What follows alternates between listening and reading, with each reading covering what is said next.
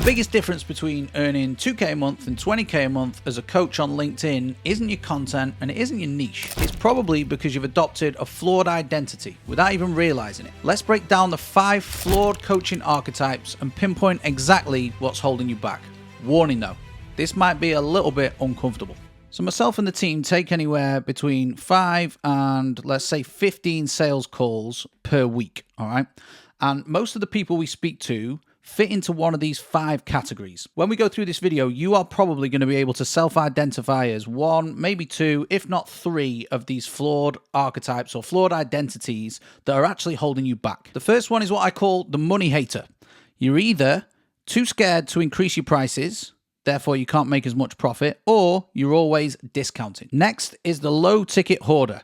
And I used to be one of these. And this is where you always collect free information, or you just buy low ticket stuff because you're actually scared of taking a gamble on yourself. The third is the professional procrastinator. And again, I can self-identify with this. This is where you're always working on your website, or you're constantly updating your LinkedIn banner, or you're just waiting to get your brand finished before you launch. Number 4 is the unscalable coach. Typically, you're stuck in one-to-one and you're over-delivering and you don't have any client materials in order to enhance the chance of client success. And then finally, number 5, the vanity creator. And this is where you'll see a lot of these online. You are only really focused on the content rather than actually winning clients.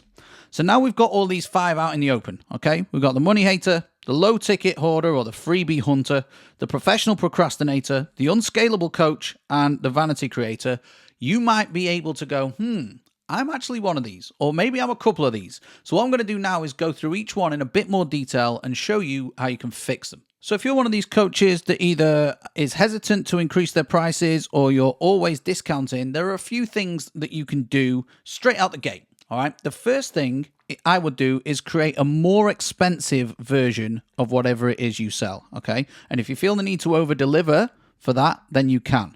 The point being that you don't actually sell this on purpose. You'll probably end up selling it by accident. But all you do when you enter into a sales exchange with someone is talk about this. And let's say your offer is like, just say a really low number, for example, £1,000.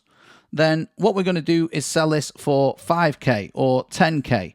And you only ever talk about this one first. What that's going to do is either get you paid or it'll get you a no. And if it gets you a no, you can then revert to your cheaper option of the £1,000, but at least you're building your confidence.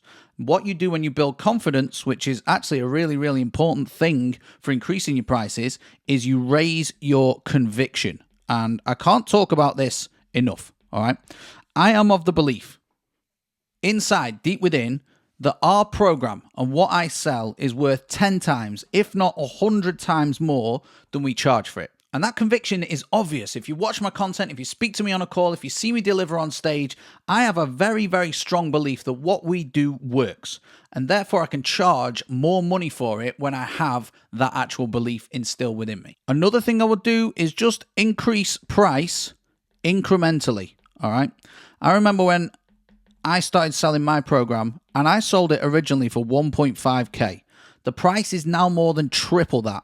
But I couldn't have just gone from 1.5K to the price we are now because I hadn't elevated in terms of my money mindset. So what I actually did, and this sounds very, very small now, but I increased by £500 every quarter. And what this did was allow me to raise that conviction I just mentioned one bit at a time rather than jumping in at the deep end. Some people will tell you to do that. If you can, if you're capable and it doesn't unsell you too much, then do that. But I would recommend incrementally. The other thing I see a lot of people who are stuck in this scenario doing is charging by the day or charging by the hour or the session. Now, when you do that, all you're doing is opening yourself up to scrutiny. So instead, let's say you sell 6 coaching sessions. Rather than pitching it as 6 coaching sessions, we want to productize it or package it and just sell it as one. That allows us to not go into the nitty-gritty with clients because when we itemize, clients scrutinize. Really important rhyme that I made up a couple of years ago. So we want to focus more on the outcome or the impact or the value that we provide rather than the fact that, oh, you get 6 hours. Most people don't actually care about the time that they've got with you. They care a lot more about the outcome that you provide. Next, let's talk about low ticket hoarders, or freebie hunters, as I like to call them. As a refresher, these are people that always collect or grab hold of all the lead magnets or the low-priced information. And this is where I can self-identify. I used to be one of these, piecing together all this stuff that was actually conflicting advice. So what we need to do, if you are one of these people, is understand that there is some resistance in terms of you putting your money where your mouth is, all right? Because ultimately, what you need to do is gamble on yourself if you want to see success. You won't read any success stories where it just happened to people, all right? Especially in this game. What we have to do is take a gamble, take a bit of a risk. Now, I'm not saying it should be a full-on risk. It should probably be a calculated risk. And I'm going to explain what I would do here as well. So the first thing really is just to get very clear on your vision. And yes, I know this is a buzzword, but if we just want to simplify it, or distill it down, what do you want, all right? What do you want from business and what do you want from life? Because once you know what you want, the path will then open up. If you aren't clear on this, you're basically throwing darts in the dark. You can't score any points in basketball usually if you've got a blindfold on, because you just don't know where the net is. So what we need to do is get clear on this. And then what I'd recommend doing is making it bigger, okay? Intensifying it somewhat. Because what that does is make it a lot easier to drill down into the actions that you have to take, okay? So once we have this vision, we will then want to pick a path, and there'll probably be a few different routes into the vision, all right? You might be able to do loads of different things. Let's say you want clients, you could go and do SEO, you could go and do ads, you could do it organically. But what I would suggest doing is picking what I call the POLR, which is the path of least resistance towards the vision, and then finding someone who's actually done what you want to do, or alternatively has helped other people do what you want to do. But if you're not clear on this vision, you don't actually know what you want, so it becomes super, super hard. And all you're doing when you download these freebies, or you just buy these $27 courses, or these $37 memberships or subscriptions or whatever, is just dilute the vision, because you're just getting low ticket information which actually hasn't been constructed in a very good way and probably is built on a very generic foundation. And this might not be what you want to hear, but pay as much as you possibly can, all right? Pay as much as pos, because I put loads of money, right, into my own coaching and development skills and mindset and all these things. And the more money that leaves my bank account, the more it stings, the more I value it. Therefore, the harder I work to achieve the goal that I initially set out to achieve. So in essence, what we need to do is forget the low ticket, forget the hoarding of information, and find someone who can show you the path, and then pay them as much money as you possibly can in order for them to help you get there. Now, before we go on to the remaining 3 archetypes, I wanted to point out that I have something free, some free LinkedIn training, and it's actually called the 6 Secrets to 6 Figures on LinkedIn, and it walks through the exact roadmap that I help my clients take in order to reach that elusive number. All right, it's available for free. If you want to grab it, you can just click the link under the video. But anyway, let's get on to flawed coaching archetype number 3. And this is my favorite, the professional procrastinator. These guys, myself included, always used to have to perfect shit before taking action. But all that does is delay the result. When you take action, you might even fail, but you will still start to get some kind of result.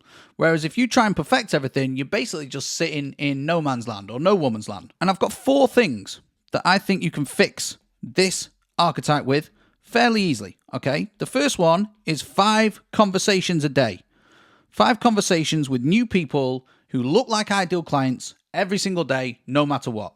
Now, when you stack that up, that becomes 25 a week, and that becomes 100 a month, and that becomes 1,200 a year. Because if you're not doing this, you're not going to be in business very long. Especially at the start of building your coaching business, you need to speak to as many people as possible. So if you can, go and speak to 50. But as a bare minimum, from now on, commit to starting 5 conversations every single day with your target market. The second thing is make a mess now and tidy it up later, okay? We don't need a perfect website to win clients. We certainly don't need a color palette and a logo. And we definitely don't need to do what I used to do, which is update my Instagram profile every single day with a new bio, a new link. Ultimately, it all comes back to step number 1, all right? all this, you can not even have a site, or you can have a really shit site. You can have no brand. You can have a black LinkedIn banner or a purple one with yellow spots. People won't buy from you because of these things unless you're selling to corporates. If you're selling to corporates, you might want a site. You might want to spend a little bit of time making your LinkedIn profile look half professional. But ultimately, spend 30 minutes on getting it right and then just take the action that you know you need to do, which is going and speaking to people. Which brings me on to step number 3 for this. Is the 80-20 rule, okay? You will find that 80% of your results come from 20% of your actions. And you can look at your tasks every single day and go, actually, is this moving me any closer to the goal, or is it part of the 80% of bullshit that I spend my time on, all right? So what we need to do is work out what that 20% is and do more of it. And funnily enough, it brings us back to step number 1, more conversations with more people in your target market, which segues neatly into step number 4, which is deep work first thing. The first 2 to 4 hours of your day where you can work uninterrupted, and obviously it's a bit different for everyone, are probably going to be your most productive. So therefore, we want to prioritize the deep work and deprioritize admin. And when I say admin, I'm talking about things like sending invoices and making things look pretty, basically. The deep work is part of the 20%. So if we know that that 20% actually gets us closer to the goal or moves the needle, then that's what we should prioritize every single morning, providing you're a morning person, all right? Now, you might be a night owl, therefore, just do it when you're most productive. But procrastination is stopping you from achieving your goals. Procrastination held me back for 5 years, alongside the fear of judgment, because I was actually scared what people would say when I posted online. So take this from me. I would be a lot richer a lot younger had I not pissed around with all this stuff and more that I've just mentioned, all right? Some people will think that it's absolutely a necessity to go and get a neon light or go and get branded fucking tea cozies and cups and mugs and shit like that. No, just do the work. All that matters when you're in the early stages of business is selling, okay? Now, that doesn't mean being pushy or cold DMing people or pitch slapping them. That just means having conversations, and that could be face-to-face or it could be online. Completely depends. Start from the warmest people and then make your way to the coldest. Flawed archetype number 4 is the unscalable coach. And if you're in this bracket, don't punish yourself, because it's still a really good place to be. But there are coaches that want to make loads of money that only sell one-to-one. Now, the problem with this is your time is capped, all right? You can't sell one-to-one forever unless you keep putting your prices up dramatically and start making 10 grand, 20 grand, 30 grand a month. There has to be some scalability in there as well. So I recommend trying to build that scalability in. First thing that you can do is make sure that you are recording all client calls. Now, the reason for this is these are absolute gold. And what we're then able to do is pull out the transcripts, all right? And ultimately find out what the FAQs are, or the frequently asked problems, or whatever you want to call it. Once we have those FAQs, we can then make materials around them, which means we're not spending all our time on one-to-one calls answering the same questions again and again and again. We will then be able to put them into some sort of portal. It might be a course portal like Kajabi or something like that. And then that portal and the content within it works like a 24/7 client success manager for us. And anytime that clients have one of these frequently asked questions, we can give them the information straight away. And then we use the one-to-one calls for implementation. All right. Super, super important, because that speeds up clients' time to value. But it also means that we have to spend less time repeating ourselves and ultimately less time with clients before they get the results they want. Another thing I found really, really useful is asynchronous communication, okay? So we can support clients outside of the calls by letting them have access to us in Slack or WhatsApp or Discord or Telegram or Facebook groups or school or whatever you want to do, all right? And that means that clients can get answers faster because you can respond to them in your own time rather than them having to wait until the call. So if you're only having one-to-one calls, it's not going to work very well because they've got to wait for a week or 2 weeks or a month or however far away or far apart they're positioned from each other. This is magical, especially when you tie it in with the next step, because the next level up when it comes to coaching is group. But you don't have to jump in straight away and switch from one-to-one to group. What I would recommend doing is a hybrid, all right?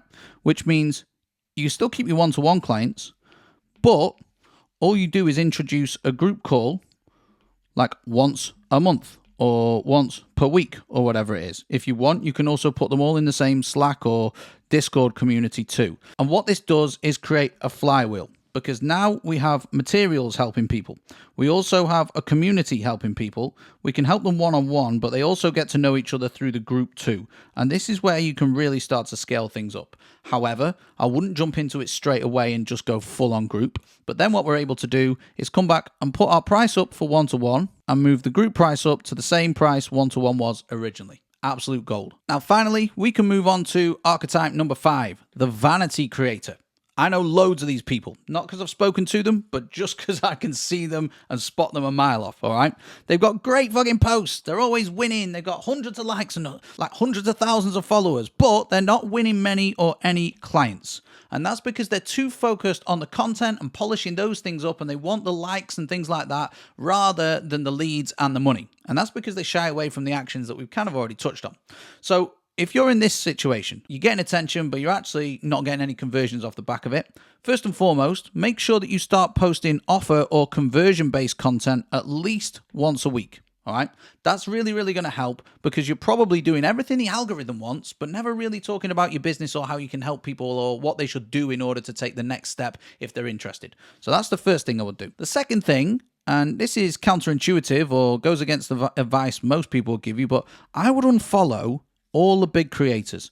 Aside from the fact that they're all gaming the system, they're all in WhatsApp groups, they're all paying for views and followers and likes and shit like that, unfollow them, because what they're doing, whether you know it or not, is molding your tiny little brain. That's what this is, brain, and making you think that everything has to be on trend, or you have to use these things instead of bullet points, or you have to make sure that your sentences get progressively shorter, and all these little things that they're making you think that you have to do that actually clients don't even fucking recognize, all right? So unfollow all the big creators. You can always follow them back a little bit later, but what we want to do is make sure that you're actually being yourself and you're being intentional about it, rather than being sort of force-fed this propaganda that you have to act and behave a certain way on a platform that's telling you to build your personal brand, but is actually stopping you from doing anything your own way, whether you know it or not. Now, the next thing, if you're not doing already, is switch to at least 50% problem content.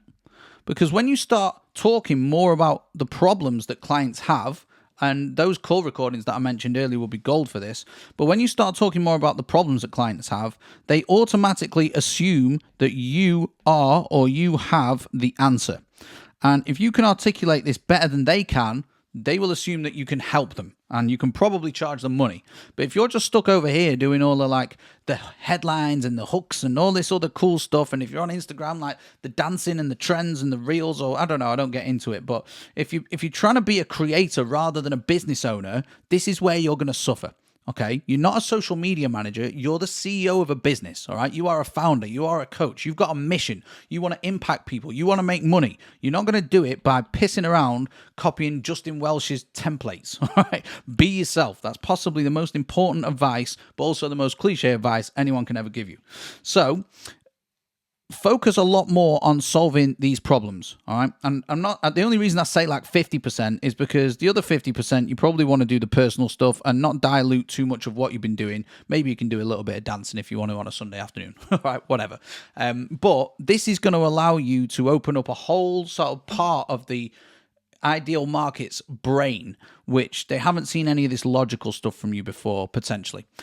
What this is going to mean is you are going to have to create brand new content, which ultimately means you may have a quality issue as you adjust. So the other final sort of myth that I want to bust when it comes to content creation is that it all has to be quality. In an ideal world, it would, but I'd focus on quantity at the start. Just get as much content out there as you possibly can. Create it all yourself. Don't use AI, because then you're actually going to be able to spot what works rather than someone or a robot just spoon-feeding it to you or giving you templates. And then once you have enough reps or enough quantity under your belt, the market will tell you what the quality is.